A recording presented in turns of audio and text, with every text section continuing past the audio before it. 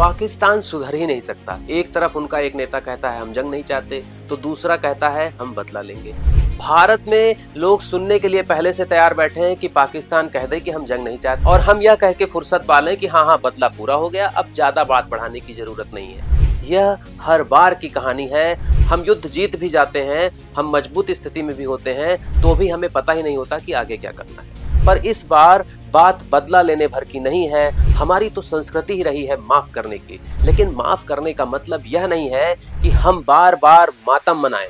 हमें भी विकास चाहिए, पर विकास का मतलब क्या है कि हम हवाई जहाज में चलें लेकिन डर बना रहे कि कोई हाईजैक न कर ले। तेज रफ्तार ट्रेन में फर्स्ट क्लास एसी में हम बैठकर चलें, लेकिन आगे चलकर हमें यह डर बना रहे कि कोई ट्रेन की पटरी न उखाड़ दे। हम मॉल में जाएं, मूवी देखने जाएं, तो हमें यह डर बना रहे कि कहीं बम ब्लास्ट न हो जाए। घूमने जाएं तो हमें धर्म पूछ कर मारा जाए, भाषा पूछ कर मारा जाए, क्षेत्र पूछ कर मारा जाए। हमारे घरों की बच्चियां पढ़ने जाएं तो उन्हें बरगलाकर वैश्या बना दिया जाए, लड़कों को नशेड़ी और अपराधी बना दिया जाए। जब संसद से लेकर सड़क तक हम सुरक्षित ही नहीं हैं, तो फिर विकास का क्या हम अचार डालेंगे? कहने का मतलब यह है कि जो भी कीमत हो चुकाई जाएगी, पर पहलगाम जैसी घटना अब दोबारा नहीं होनी चाहिए। विकास हमें भी चाहिए, पर पहले पाकिस्तान का विनाश, उसके बाद भारत का विकास। और यह मेरा ओपिनियन नहीं है, यह हॉकिस पब्लिक ओपिनियन है। जब जनता खुद युद्ध की मांग करे तो इस अवस्था को, इस सिचुएशन को पॉलिटिकल साइंस में कहते हैं हॉकिस पब्लिक ओपिनियन, मतलब जिंगोइज्म। भारत के अंदर इस बार जनता स्ट्रॉन्ग मिलिट्री इंटरवेंशन चाहती है, स्ट्रॉन्ग मिलिट्री एक्शन चाहती है, स्ट्रॉन्ग मिलिट्री रिजल्ट चाहती है। पाकिस्तान का रुख बीच बीच में डॉविसनेस की तरफ दिख रहा है। डॉविसनेस का मतलब पॉलिटिकल साइंस में होता है पीसफुल एंड डिप्लोमेटिक सॉल्यूशंस। हालांकि यह दिखावा हो सकता है, या यूं कहे यह दिखावा ही है, क्योंकि पाकिस्तान अपनी हरकतों से बाज नहीं आने वाला। और ऐसा इसलिए भी है क्योंकि पाकिस्तान के लोग जमीन पर कम और जन्नत पर ज्यादा काम करते हैं। यह युद्ध इसलिए भी बढ़ेगा क्योंकि वहां पर भी जिंगोइज्म की वकालत करने वाले लोग हैं। पाकिस्तान की पॉलिसी शुरू से ही ऐसी रही है। वहां की जनता, आर्मी, सरकार, ISI, सारी एजेंसी सभी जिहादी सोच से ग्रसित हैं। हॉकिस रवैया मतलब उग्रवादी रवैया रखने के लिए वहां पर जोरदार वकालत अभी भी हो रही है। विशेषकर युद्ध और युद्ध जैसी नीतियों का समर्थन वहां शुरू से ही किया गया है। वहां पर उग्र राजनीति का समर्थन किया गया है, वहां पर उग्र राजनीति ही सफल रही है। दूसरी बात यह भी है कि पाकिस्तान की आर्मी पर दबाव भी बनेगा युद्ध जारी रखने के लिए, क्योंकि यह पाकिस्तान की सरकार और वहां की सेना की मजबूरी भी है कि वहां पर मौजूद समस्याओं से जनता का ध्यान हटाया जाए। इसको कहते हैं डाइवर्जन थ्योरी ऑफ वॉर। वहां पर जो समस्याएं हैं वह बढ़ती जा रही हैं। खाने पीने की चीजों के रेट बेहिसाब बढ़ रहे हैं। पाकिस्तान की स्टडी अगर भारतीय रुपए के हिसाब से करें तो वहां पर कैपिटा इनकम, प्रति व्यक्ति आय भारत की तुलना में आधी हो चुकी है।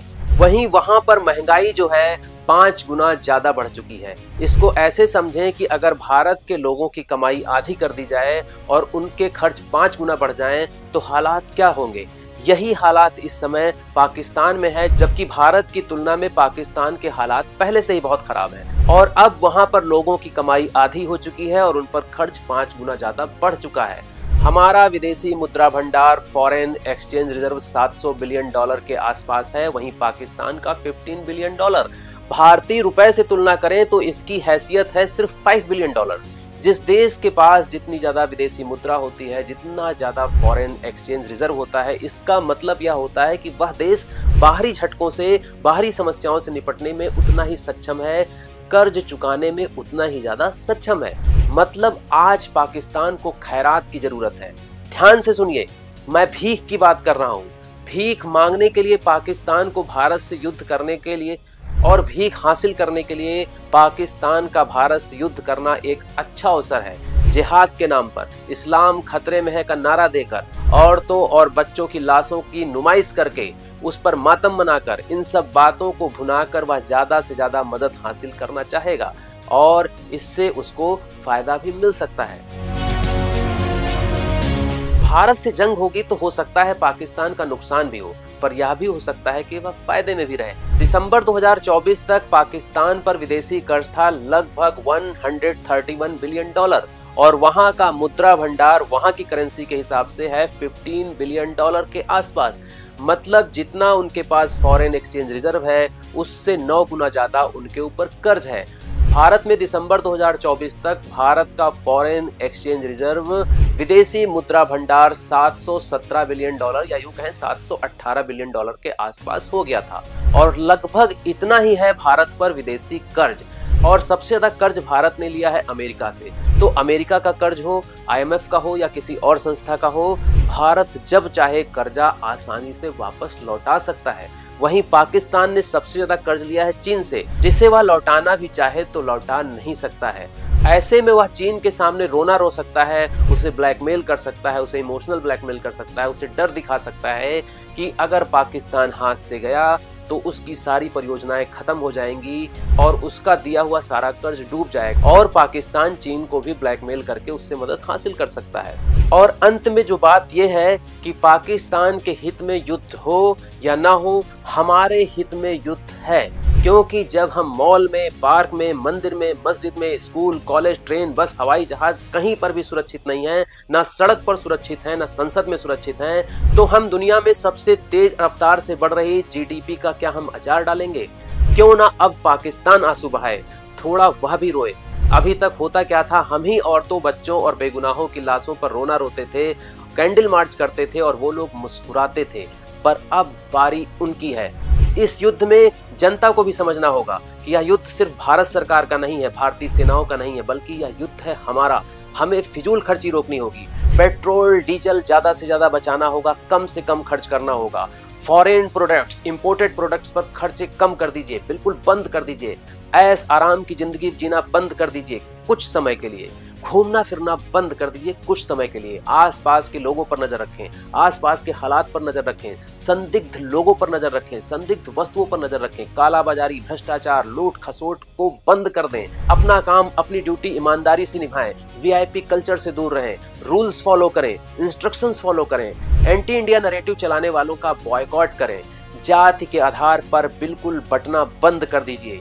किसी भी न्यूज, किसी भी वीडियो, किसी भी मैसेज पर, किसी भी अफवाह पर बिना पड़ताल के भरोसा न करें, बिना जांच पड़ताल के यकीन न करें। और हम सरकार पर लगातार यह दबाव बनाए रखें कि इस बार पूरा पाकिस्तान, सिंधु समझौता रद्द करने भर से काम नहीं चलेगा, बल्कि हमें 1947 का भारत पाकिस्तान विभाजन समझौता भी रद्द कर देना चाहिए। और यह ऐलान करना चाहिए कि इस बार जितनी भी जमीन हम जीतेंगे या जितना भी हिस्सा पाकिस्तान का हमारे हिस्से आएगा, वह सब हमारा होगा। और अंत में मैं आपसे पूछना चाहता हूं कि भारत और पाकिस्तान में चल रही इस रस्साकसी पर आप क्या कहना चाहते हैं? आप जंग को आगे ले जाना चाहते हैं या शांति चाहते हैं? आपके खुद के विचार क्या हैं? आपका खुद का सुझाव क्या है कि पाकिस्तान जैसे रोग से निजात पाया जाए, इस बार अंतिम रूप से फाइनली हमें उससे मुक्ति मिल जाए? और अपने विचार कमेंट बॉक्स में जरूर लिखिए।